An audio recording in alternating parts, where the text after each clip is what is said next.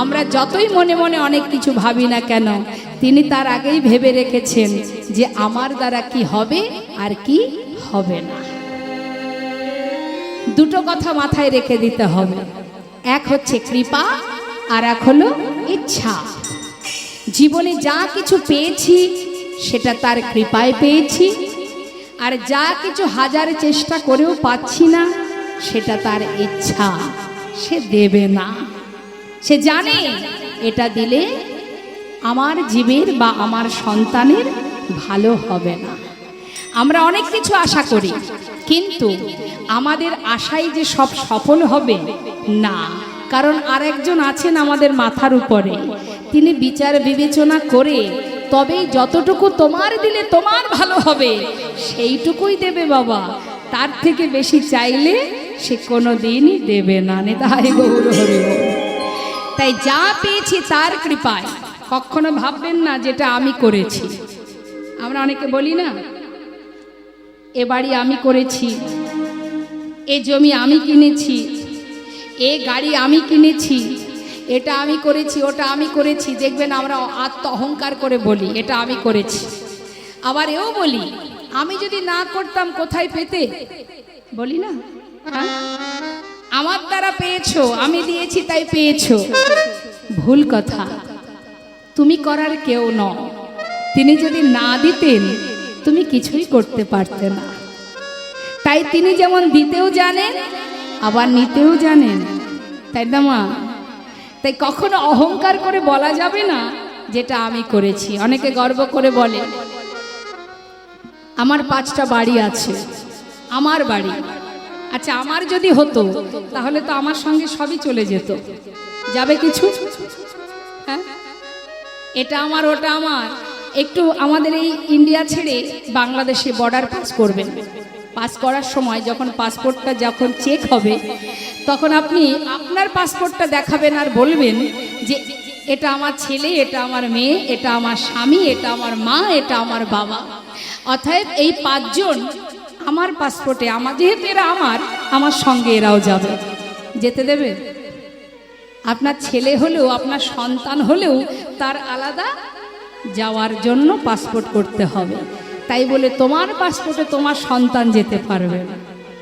তাহলে বাবা বলবে যাবে তো একাই যাও, কেউ তোমার সঙ্গে যাবে না। বলতে পারবো না এটা আমার বাড়ি, এটা আমার গাড়ি, আমার সঙ্গে যাবে না, একজনেরই অধিকার।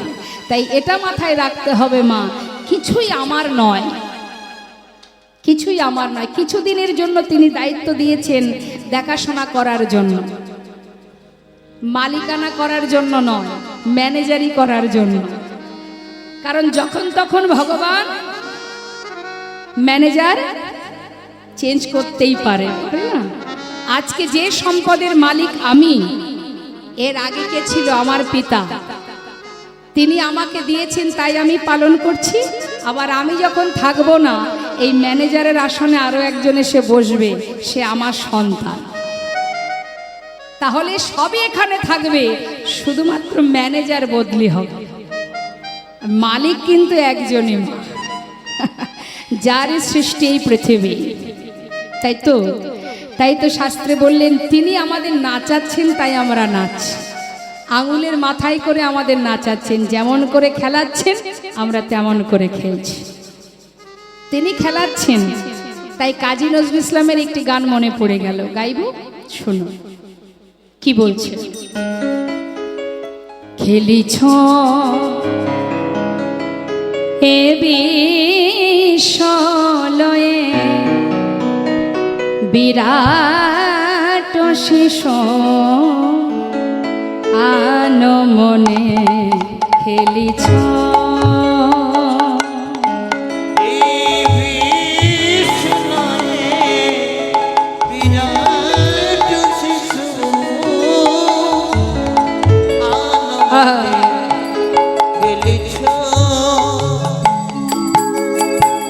প্রলয় সৃষ্টি তব পুতুল খেলা নিরজনে প্রভু নিরজনে খেলিছ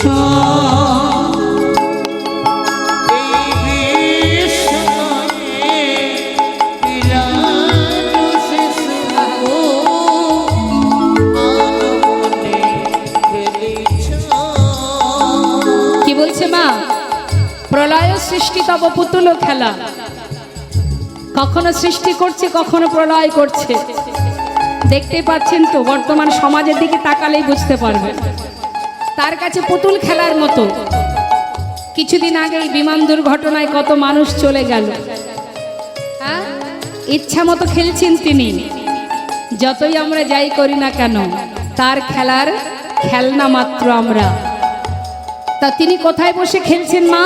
নিরজনে, আমাদের ধরা ছোঁয়ার বাইরে, নাগাল পাবে না। কি বলছে? শূন্যে মহা আকাশে তুমি মগ্ন লীলা বিলাসে,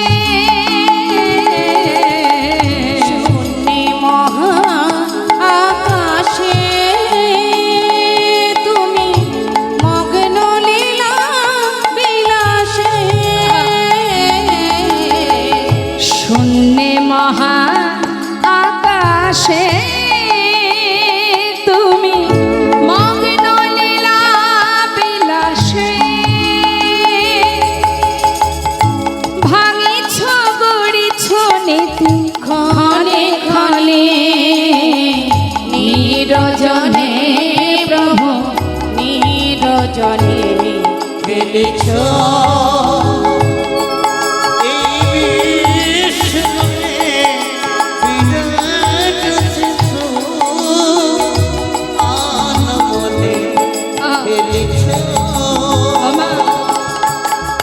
তার খেলনা কি? তারকার বিশসী খেলনা তব হে উদাসী, পড়িয়া আছে রাঙা পায়ের কাছে রাশি রাশি, তারকার বিশসী খেলনা তব এ উদাসী, পড়িয়া আছে রাঙা পায়ের কাছে রাশি রাশি, নিত্য তুমি হে উদাস, সুখে দুঃখে নিত্য তুমি হে উদাস, সুখে দুঃখে অবিকার,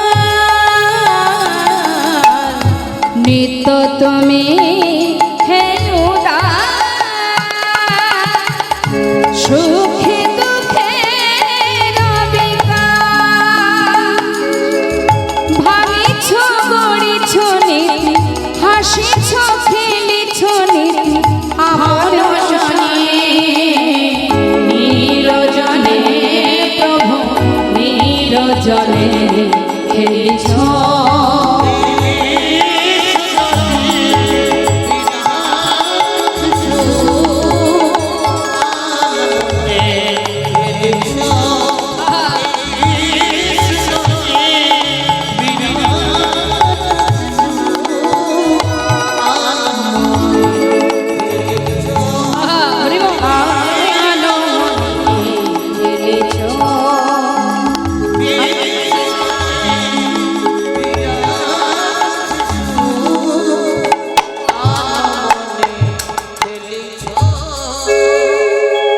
তাহলে মা, আমরা শুধু খেলছি মাত্র। তো যখনই গোবিন্দ ঘোষ মনে মনে দুঃখ প্রকাশ করছে যে আমি কি করে কি করব, এত ভক্তের সেবার ব্যবস্থা, কিন্তু প্রভু যখনই পূর্বস্থলিতে এলেন, সেই খবর চলে গেল নদিয়ায়। নদেবাসী খবর পেল গৌর এসেছে পূর্বস্থলী, বেশি দূর নয়, নবদ্বীপ থেকে বেশি দূর নয়। মনের আনন্দে সবাই গৌর দর্শনে যাচ্ছে। কাছাকাছি যদি গৌর আসে, কেউ কি থাকতে পারে? সবাই পাগলের ন্যায় যাচ্ছে গৌর দর্শনে, কিন্তু খালি হাতে তো কেউ যাচ্ছে না মা। প্রভুকে যারা ভালোবাসে তাদের যেমন সামর্থ্য কিছু না কিছু সাথে করে নিয়ে যাচ্ছে। অগণিত ভক্তগণ আসছে, তাদেরকে দর্শন করে গৌর হরি বলছে, গোবিন্দ এদিকে এসো। দেখো, নদিয়া থেকে অগণিত ভক্ত আসছে আমাকে দেখবার জন্য, কিন্তু কেউ খালি হাতে নয়। ভালো করে চেয়ে দেখো, আর চিন্তা নেই, বড় চিন্তায় পড়েছিলে কি করে কি হবে।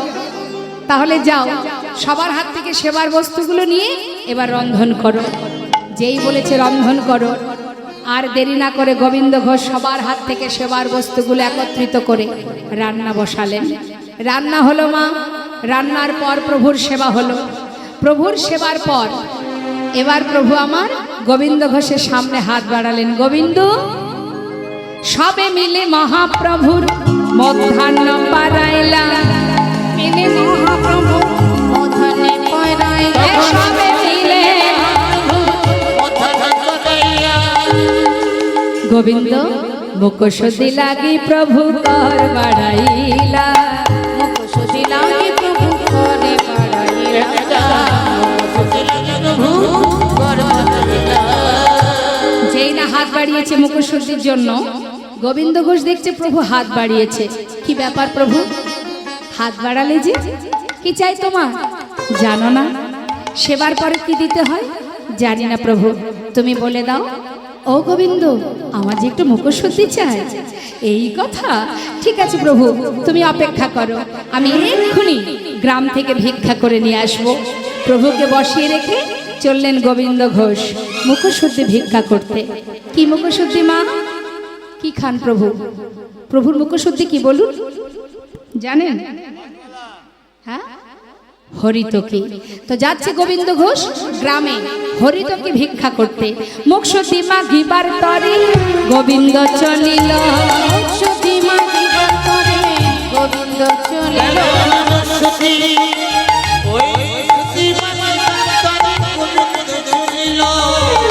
গ্রামে গিয়ে সবার দ্বারে দ্বারে গিয়ে বলছে, মুখশুদ্ধি দাও না মোরে, মুখশুদ্ধি দাও না মোরে, মুখশুদ্ধি দাও না মোরে। মহাপ্রভুর সেবার তরে মুখশুদ্ধি দাও না মোরে, মহাপ্রভুর সেবার তরে মুখশুদ্ধি দাও না মোরে। দুইটি হরিতকি মাগিয়া লইল,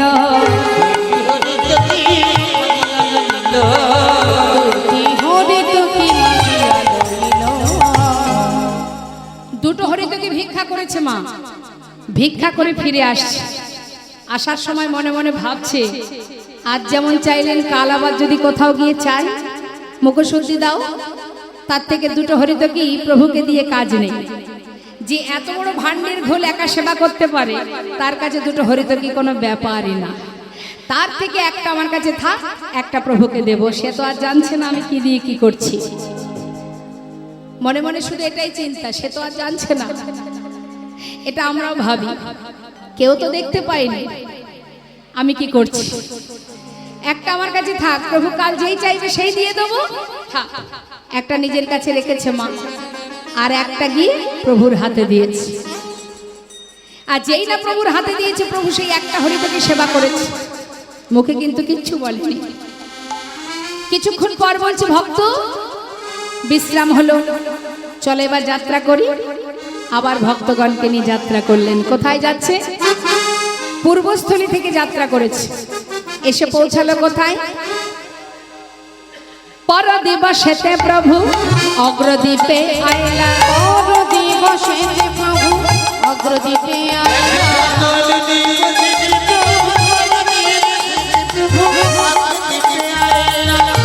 ও গোবিন্দ এদিকে এসো। এটা কোথায় বলো তো? আচ্ছা আচ্ছা, ও এখানেই তোমার বাসস্থান।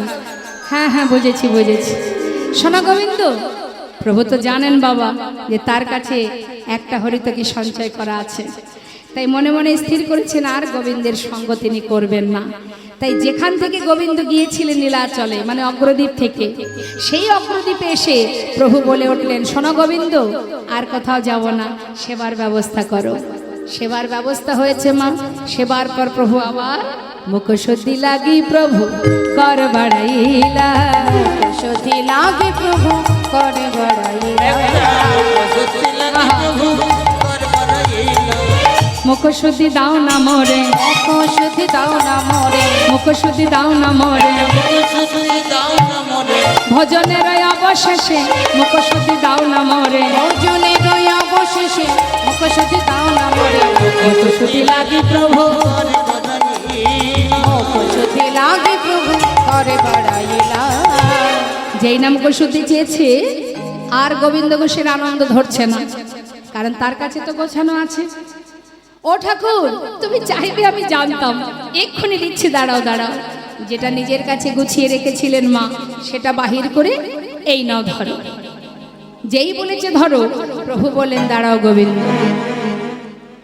কাল যখন মুখশুদ্ধি চেয়েছিলাম, চাইবা মাত্র দিতে পারোনি, দিতে বিলম্ব হয়েছিল তোমার। আজ এত তাড়াতাড়ি কোথায় পেলে? আমি তো জানি প্রভু তুমি আজ চাইবে, তাই কাল দুটো হরিতকে ভিক্ষা করে একটা আমার কাছে রেখেছিলাম, একটা তোমায় দিয়েছিলাম। আজ তুমি যেই চেয়েছো সেই তো দিলাম। ভালো করিনি প্রভু? বাহ, চমৎকার। গোবিন্দ, এতদিন আমার সঙ্গী হয়ে আমার উপরে নির্ভরশীল হতে পারোনি, তাই তুমি সঞ্চয় করেছো। প্রভু, আমি কি কোনো ভুল করেছি? না, তুমি কোনো ভুল করোনি, ভুল করেছি আমি। তবে কি ভুল করেছি জানো গোবিন্দ? তোমাকে আমার সঙ্গী করে। গৌরহরি, এ তুমি কি বলছো প্রভু? আমি তো তোমার কথা কিছু বুঝতে পারছি না, আমার অপরাধ কি দয়াময়? গোবিন্দ, সন্ন্যাসীর নহে কবু সঞ্চয় বাসনা। যারা সন্ন্যাসী তাদেরকে সঞ্চয় বাসনা থাকতে নেই। তুমি সঞ্চয় করেছো, সর্বস্ব পরিত্যাগ করে আমার সঙ্গী হয়েছো তুমি। কিন্তু আজ দেখছি সঞ্চয় বাসনা তোমার মন থেকে এখনো যায়নি, তাই তুমি সঞ্চয়ী। আর শোনো গোবিন্দ, আমি কোনো সঞ্চয় বৃত্তি মানুষের সঙ্গ করি না, তাই আমি মনে করি আজ থেকে তোমার মুখ দর্শন করা আমার উচিত নয়। আজই আমি তোমাকে ত্যাগ করে তোমাকে ছেড়ে চলে যাব। আজ থেকে আমি তোমায় ত্যাগ করলাম। না না দয়াময়, এ কথা তুমি বলতে পারো না প্রভু। আমি মানছি আমি অপরাধ করেছি, আমি সঞ্চয় করেছি, কিন্তু গৌরহরি, আমি তো আমার জন্য করিনি, আমি তো তোমার জন্য সঞ্চয় করেছিলাম। এতে যদি অপরাধ হয় তুমি আমাকে মারো, তোমার মনে যা চাই বলো, কিন্তু ফেলে চলে যেও না। আমি তোমায় ছেড়ে থাকতে পারবো না গৌরহরি। ছুটে গিয়ে চরণটা বুকের মধ্যে জড়িয়ে ধরেছি। আমি তোমায় ছাড়বো না প্রভু। কি নিয়ে বাঁচবো বলো? হে দয়াময়, জীবনে সর্বস্ব পরিত্যাগ করে তোমার সঙ্গী হয়েছি, আমাকে তোমার চরণ ছাড়া করো না প্রভু। আমাকে চরণ ছাড়া করো না। চরণটা জড়িয়ে ধরে কাজ। তুমি পতি পাবন হরি হে, তুমি যেও না চলে, কৃপা দয়াল হরি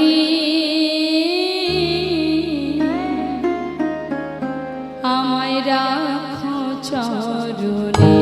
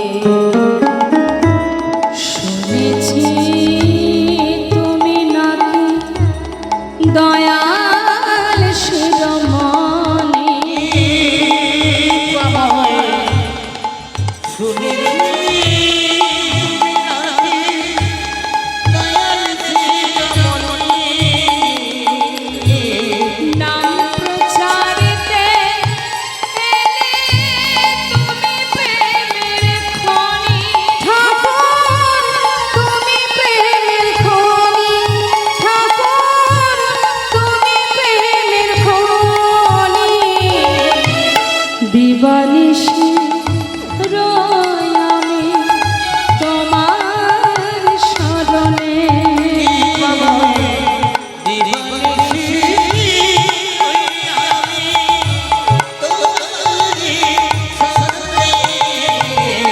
কৃপা করে দয়াল হরি রাখো চরণে।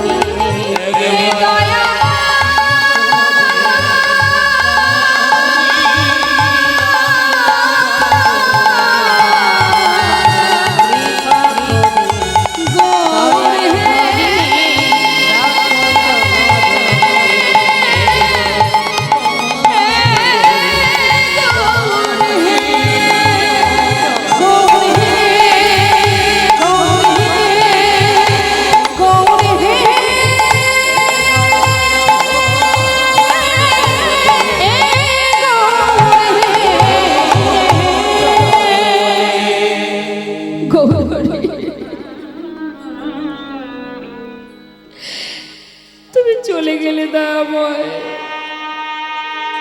হে প্রভু, আমি তো তোমার জন্য সঞ্চয় করেছিলাম, কিন্তু তুমি তোমার চরণ থেকে আমাকে বিতাড়িত করলে। বেশ, চাই না আমি তোমার সঙ্গী হতে, তবে তুমিও শুনে রাখো দয়াময়, গৌরহরি আর রইলেন না মা। গোবিন্দ ঘোষকে ছেড়ে ভক্তগণকে নিয়ে চলে যাচ্ছে। গোবিন্দ ঘোষ ধুলা থেকে উঠে চিৎকার করে বলে উঠলেন, গৌরহরি, একবার তুমি শুনে যাও। চলে যাচ্ছ, চলে যাও, তবে যাওয়ার আগে একটা কথা শুনে যাও। আমি যদি মনে প্রাণে তোমায় ভালোবেসে থাকি, যদি দিবানিশি তোমাকে ডেকে থাকি, শয়নে স্বপনে যদি তোমাকে স্মরণ করে থাকি, আজ তুমি চলে যাচ্ছ, চলে যাও, তবে তোমাকে আবার ফিরে আসতে হবে। আমার ডাক যদি সঠিক হয়, তুমি আমায় ছেড়ে থাকতে পারবে না দয়াময়, ফিরে তোমায় আসতেই হবে। চলে যাও। আমি তোমায় অগ্রদ্বীপের মাটিতে দাঁড়িয়ে প্রতিজ্ঞা করলাম, এক পক্ষ কালের মধ্যে তোমাকে আমার কাছে আবার ফিরে আসতে হবে। আমি চাই না তোমার সঙ্গী হতে। চলে যাও, তুমি চলে যাও। প্রভু চলে গেল। ধুলাই গড়াগড়ি দিয়ে কাঁদছে গোবিন্দ। হঠাৎ পাড়াপড়শি দেখে চিনতে পারলেন, বলা বলি করছে, দেখ দেখ, এই ছেলেটা তো আমাদের পাড়ার ছেলে, পথের ধারে বসে কাঁদছে। চল ওকে ধরে ওর ঘরে পৌঁছে দিই। সবাই মিলে ধরে তাকে ঘরে পৌঁছে দিয়েছে। কিন্তু এতদিন যে প্রভুর কাছে থেকেছে, প্রভুর সঙ্গে থেকে ঘুরেছে ফিরেছে, সে কি আর পারে একা থাকতে? বলুন মা, সর্বদাই ভগবানের কাছে থেকেছে, ঘুরেছে, খেয়েছে, চলেছে, ফিরেছে, সে কি আর এই মায়ার সংসারে থাকতে পারবে? পারছে না। এক পক্ষ কাল হয় 15 দিনে, সহ্য করতে পারছে না। শুধু একটার পর একটা দিন গোনে, এই বুঝি প্রভু এলো, এই বুঝি প্রভু এলো। দেখতে দেখতে একদিন, দুদিন, 3 দিন, 13 দিন হয়ে গেল, এলো না। মনে মনে প্রতিজ্ঞা করলেন, তুমি যদি আমার জীবনে নাই আসবে দয়াময়, এ প্রাণ আমি আর রাখবো না। এক একটা দিন যাই যেন মনে হয় এক এক জনম কেটে যায়। আমি আর বাঁচতে চাই না প্রভু। 15 দিনে এক পক্ষ কাল, রইল বাকি আর 2 দিন। 13 দিনের দিন গোবিন্দ ঘোষ গৌর হরিকে হারা হয়ে প্রাণ বিসর্জন করতে যাচ্ছে গঙ্গার ঘাটে। মুখে গৌর গুণগান, বললেন হে দয়াময়, তুমি আমায় ভুলে গেছো, আমি তোমায় ভুলবো না। কেউ জানুক বা না জানুক, তুমি তো জানবে যে তুমি আমায় ভুলে গেছো, কিন্তু আমি তোমায় ভুলিনি। তোমারই নাম নিয়ে নিজের প্রাণ বিসর্জন করব আমি। যাচ্ছি গঙ্গার ঘাটে, আর মনে মনে মনের কথা জানাচ্ছে প্রভুকে। হরি হে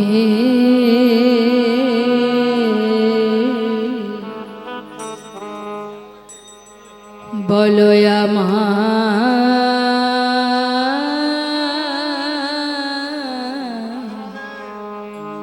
সেদিন কবে হবে, তোমার আশা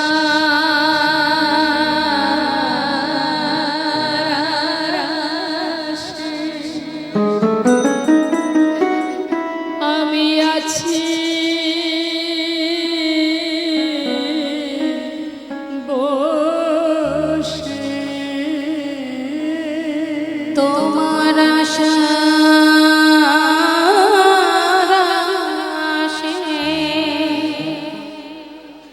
দয়াল আছি বসে। বলো বলো কবে চরণ দেবে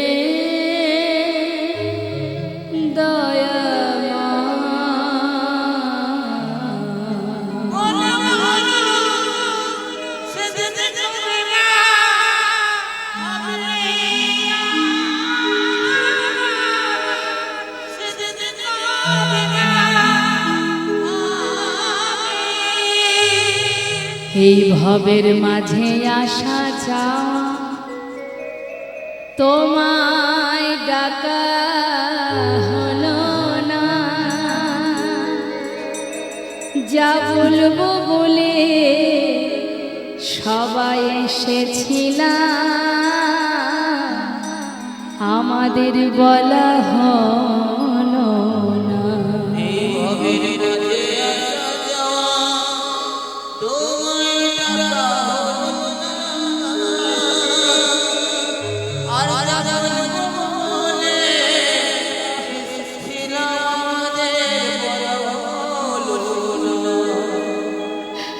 তুমি পারে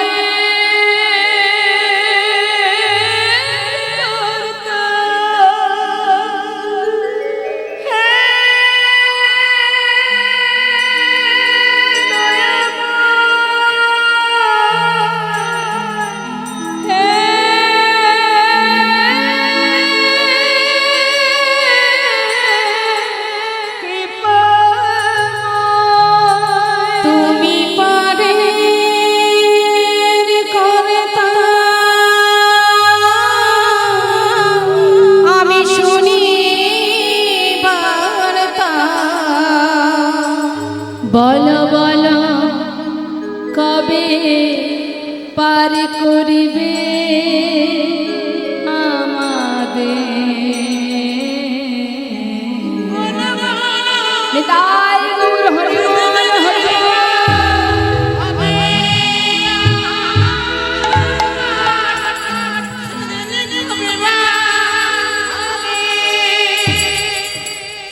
কৃষ্ণ নামে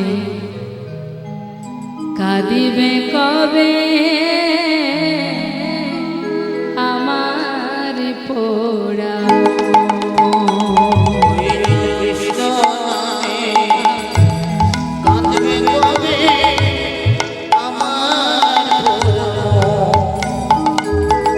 কৃষ্ণ নামে কাঁদিবে কবে আমার পোড়া। ওই কৃষ্ণ নামে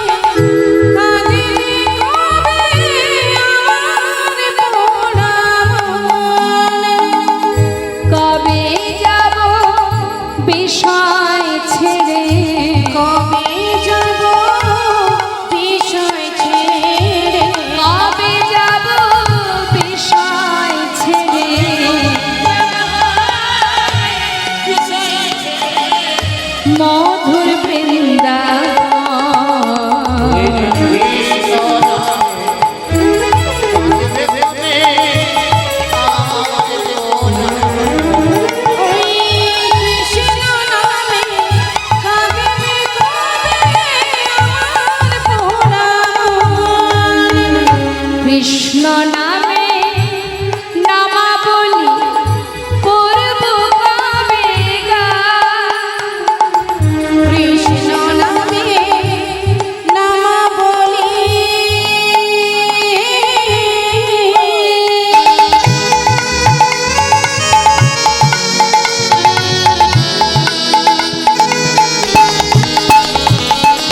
কৃষ্ণ নামে নামাবলি করব কবে গান। কি বলছে মা? এই মানব জন্ম পেয়েছি কবে কৃষ্ণ নামের নামাবলী অঙ্গে পড়ে, কবে আমরা সর্বস্ব ছেড়ে বৃন্দাবনে চলে যাব, কবে আমি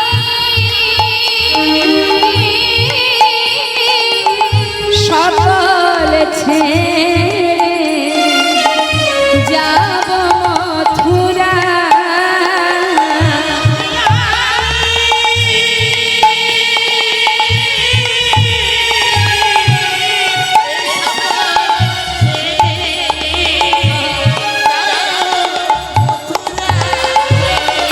কৃষ্ণ নামটি পারের সম্বল,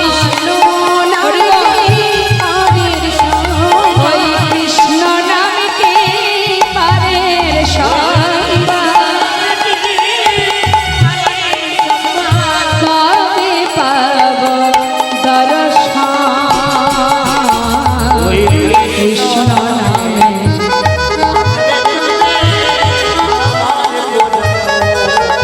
ওই কৃষ্ণ নামে কাঁদবে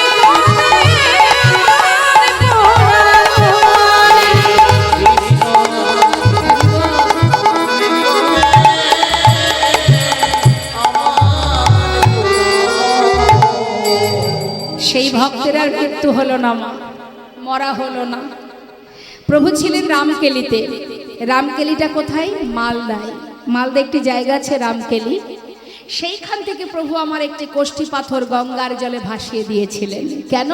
ওই গোবিন্দকে প্রাণে বাঁচাবার জন্য। কোষ্ঠী পাথরটা ভাসতে ভাসতে এসে পৌঁছালো কোথায়? অগ্রদ্বীপের ঘাটে। আমরা অনেকেই জানি পাথর কখনো জলে ভাসে না, তাই তো মা? পাথর জলে ভাসে দেখেছেন না শুনেছেন? কিন্তু এটা তো জানেন, শাস্ত্রে আছে নামের গুণে শোলা ডোবে পাথর ভাসে জলে।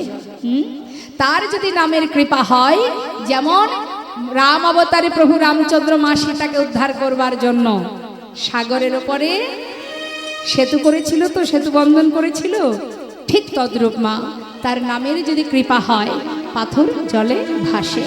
এখন সেই পাথরটা অগ্রদ্বীপের ঘাটে, আর গোবিন্দ ঘোষ যখন জলে নামছে হঠাৎ পাথরটা এসে বারবার তার গায়ে এসে লাগছে। যতবার অঙ্গে লাগছে ততবার সেটাকে দূরে সরিয়ে দিচ্ছে। যখন দূরে সরিয়ে দিচ্ছে আবার এগিয়ে যাচ্ছে, আবার এসে গায়ে লাগছে। বারবার অঙ্গে এসে লাগছে বলে সেটাকে হাতে করে নিয়ে, তার কিন্তু লক্ষ্য নেই মা, তার লক্ষ্য নেই যে এটা পাথর নাকি, ভেবেছে কি কোনো মরা পোড়ানো কাঠ, কালো কোষ্ঠী পাথর তো ভেবেছে হয়তো কোনো মরা পোড়ানো কাঠ জলে ভেসে এসেছে। এই ভেবে সেটাকে হাতে করে নিয়ে তীরে উঠে আবর্জনার মধ্যে ছুঁড়ে ফেলে দিয়েছে। আর সাথে সাথে দৈববাণী, গোবিন্দ নিজেকে বিসর্জন করো না, তুমি ঘরে ফিরে যাও, এমন করে নিজেকে বিসর্জন করো না। দৈববাণী শুনে গোবিন্দ ঘোষের আর মরা হলো না। চারিদিকে তাকিয়ে দেখছে কাউকে দেখা যাচ্ছে না, কিন্তু একটা কথা ভেসে আসছে। তাড়াতাড়ি করে গোবিন্দ ঘোষ ঘরে চলে গেল। যেই না চলে গেল মা, 15 দিনে এক পক্ষ কাল, 13 দিন পার হয়ে আজ 14 দিন। করুণাময় গৌর হরি ওই রামকেলি থেকে আবার ঘুরে এসে ওই অগ্রদ্বীপে গোবিন্দ ঘোষের ঘরের সামনে এসে, গোবিন্দ গোবিন্দ যেই না ডাক দিয়েছে মা, গোবিন্দ ঘোষ দরজা খুলে দেখছে বাইরে গৌরহরি দাঁড়িয়ে আছে। গৌরহরিকে দর্শন করে মহাপ্রভুকে দেখে ছুটে গিয়ে চরণটা জড়িয়ে ধরে কাঁদছে, প্রভু আমার, প্রভু তুমি এসেছো, বলো প্রভু, বলো দয়াময়, তুমি আর কখনো আমাদের ছেড়ে যাবে না। শান্ত হও। আচ্ছা গোবিন্দ, আমি আসবো তুমি জানতে? গোবিন্দ ঘোষ বলছে, কই প্রভু, আমি কি করে জানবো, আমাকে তো কেউ কিছু বলেনি। গোবিন্দ, গঙ্গার জলে ডুবে মরতে গিয়েছিলে? হ্যাঁ। সেখানে কিছু পেয়েছিলে? পেয়েছিলাম, একটা পোড়া কাষ্ঠ। পোড়া কাষ্ঠ? যাও যাও, শিগগিরই নিয়ে এসো। ছুটতে ছুটতে আবর্জনার মধ্যে গিয়ে খুঁজে খুঁজে সেটাকে হাতে তুলে দেখছে তো কোষ্ঠী পাথর, গায়ে লেখা আছে কৃষ্ণ নাম। প্রভুর কাছে এসে যেই না দাঁড়িয়েছে মা, গৌরহরি বললেন, শোনো গোবিন্দ, এই কোষ্ঠী পাথর দিয়ে একটা বিগ্রহ তৈরি হবে। এক ভাস্করে সে বিগ্রহ তৈরি করলেন মা। বিগ্রহ তৈরি করে সেই বিগ্রহ স্থাপন করলেন প্রভু, নাম দিলেন গোপীনাথ। গোবিন্দ শোনো, তোমার ঘরে যে বিগ্রহ স্থাপন হলো, যার নাম গোপীনাথ, প্রতিদিন ভিক্ষা করবে, যা পাবে একটু যেন সঞ্চয় করে রেখো না, পুরোটা সেবায় দিয়ে দেবে। তাই গৌর হরিবল হরিবল। জানেন তো বাবা, ঝড় উঠলে কি হয়? এও একটা ঝড়, যেই না একটু লোডশেডিং হয়ে গেছে, এই সুযোগেই সবাই চলে গেছে। কিন্তু কারা যায় না বলুন তো? জানেন তো, ওই মাঠ থেকে যখন ধান তুলে আনা হয়, ধানটাকে যখন ঝাড়া হয়, মানে বাতাসে যেটাকে কি বলে জানি না, চিটাটা সরে যায়, ধানটা কিন্তু সেই গোড়াতেই থেকে যায়। তখন চিন্তা করছে যে এবার ঘরে চলে যায়, আর শুনে লাভ নেই। হ্যাঁ, বৃষ্টি আসছে, ঘরে যেতে হবে। প্রকৃতি আমাদেরকে পালাবার পথ নেই, প্রকৃতি আমাদের সঙ্গে করে নিয়ে চলতে হবে, কি তাই তো? এ তো প্রকৃতি আসবে, এদেরকে সাথে করে নিয়ে চলাই হলো আমাদের কাজ। তার জন্য ভয় পাওয়ার কিছু নেই। সবাই বসুন, সময় চলে যাবে। শাস্ত্রে বললেন, মেঘাচ্ছন্ন দিন কভু নহে তো দুর্দিন, হরি কথা কৃষ্ণ কথা বিহীন যেদিন, সেই দিনই আমাদের জীবনের দুর্দিন। তাই ভরসা করার মালিক একজনই আছে, তাকে ভরসা করা যায়। তোমাকে পার করে সেই নিয়ে যাবে, এত চিন্তার কিছু নেই। সবাই মিলে একবার হাত তুলুন তো দেখি মা, তুলুন হাত। তুলেছেন? কই দেখি। যারা চেয়ারে বসে আছেন একবার হাত তুলুন। সবাই মিলে একসঙ্গে গাইব। ছলো ছলো নয়নে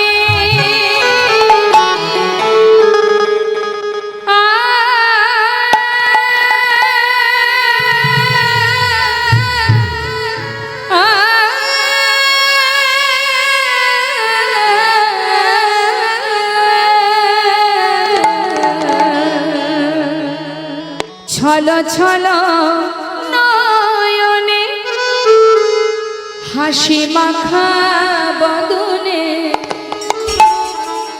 আনন্দ কাননে। ভগবানের নাম করতে গেলে ছলো ছলো নয়ন, সংসারের জন্য নয়, ভগবানের চরণে দুফোঁটা বাড়ি আর হাসি মাখা বদন। বিরহ যন্ত্রণা নিয়ে নয়, মনে আনন্দ নিয়ে হরিনাম করো। আর কি আনন্দ কানন? আনন্দ কানন মানে কি মা?